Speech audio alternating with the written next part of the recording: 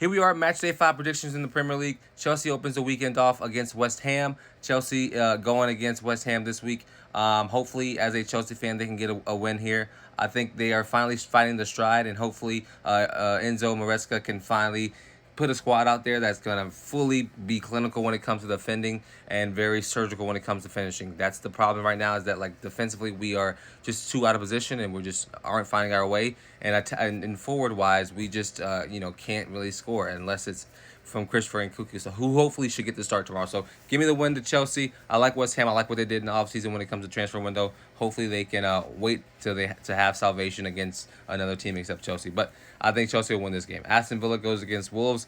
I think Villa, what they've done this transfer window, I've said it all season long, is that what they've done this window has been nothing short of excellent. They have now added European Champions League football as well, so hopefully they can keep the Premier League alive and contend in the Champions League this year. I think they can. I think they'll also try to compete for top four in the Premier League as well. So give me Aston Villa to beat Wolves. We got Fulham against Newcastle. Newcastle are currently rolling right now. I like this team. I love Eddie Howe. I think they just need a little bit more time to gel and get the Premier League season started. But I think right now they can beat Fulham, who, in my opinion, are pretty mediocre. They aren't the most exciting team to watch, but they also aren't doing much wrong either. So I think this game can go either way, but give me Newcastle to just beat them out. Leicester City plays Everton. Everton have the past two matches have been riddled with the up 2-0, up 2-0, and then lose 3-2. That needs to be fixed. Sean Dyche need to get his team in order and hold off 2-0 leads. I've heard Jordan Pickford can potentially be getting sacked here soon. I don't know, but they definitely need to be better at holding on to leads because right now it's just not good enough. Not good enough from Everton. But again, Leicester City, they have Jamie Vardy over there who still cannot stop scoring goals at the age of 37. Absolutely incredible to watch him continue to play and shine in the league.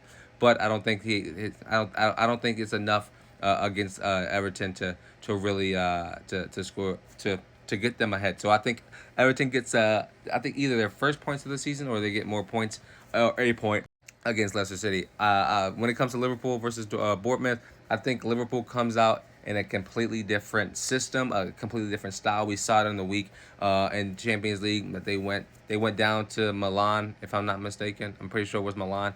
Went down 1-0 to Milan and then ended up winning that match 3-1. So if they can continue with that fire and attacking identity, I think they'll be fine. I think they just need more time just to gel and figure out what Slot's ideology, what's his tactics, what does he want to do with the team. So yeah, give me Liverpool to beat Bournemouth today. Southampton plays Ipswich, two mediocre teams who will potentially see themselves back down below in the championship. So this isn't the Southampton of old. I think the Southampton of old with James Ward-Prowse was just a different breed of team. And Ipswich, I don't think they've done enough. I think they have a lot of talent on both of these two teams, in my opinion, but I don't know if there's enough to keep them up in the Premier League. So give me a draw here. Spurs, who I don't like. Spurs goes against Brentford. Love Brentford. I love Thomas Frank. Very, very smart manager.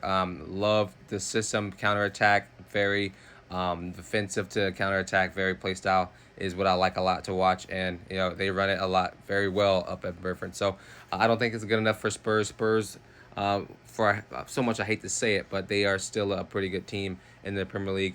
But they have not looked great when it comes to form recently. So maybe Brentford can catch them out and steal 3 points or a point off of Spurs. Crystal Palace plays Manchester United.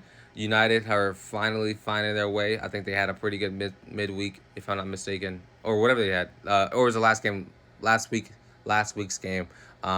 Yeah, they're finding their form. They put 7 past Burnley. Obviously, it's Burnley, and then they put 3 past Southampton on last Saturday. So I mean, there's two games back to back with wins with more than 2 goals scored. So big ups for them. Hopefully, they can continue to go. But Crystal Palace also aren't a team that they should just expect to lay down and just get pummeled. I think Crystal Palace can definitely steal some points off of Manchester United if they're not careful defensively, and that's been the problem the entire time. Is they can't be clinically finishing.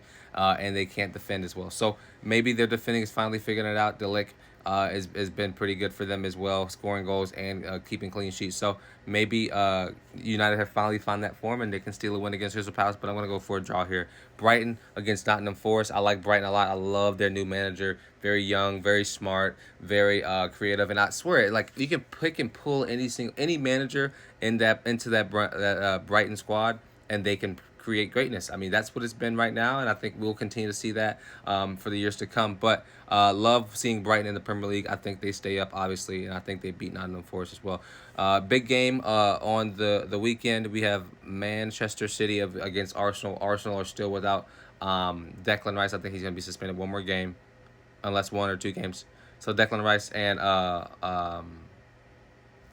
Odegaard, or I think Odegaard's still out with an ankle injury, if I'm not mistaken. So Manchester City should just be able to have their way. They should go in here, dominate, and do their jobs. City are a team that I love watching. They had a draw against Inter Milan in the midweek in the Champions League. Hopefully, they can get some points in the Premier League against Arsenal, and this will be a big game when it comes to looking at the title race in May and in April. So, give me City to win this game, but I'm excited to watch this game very, very much so.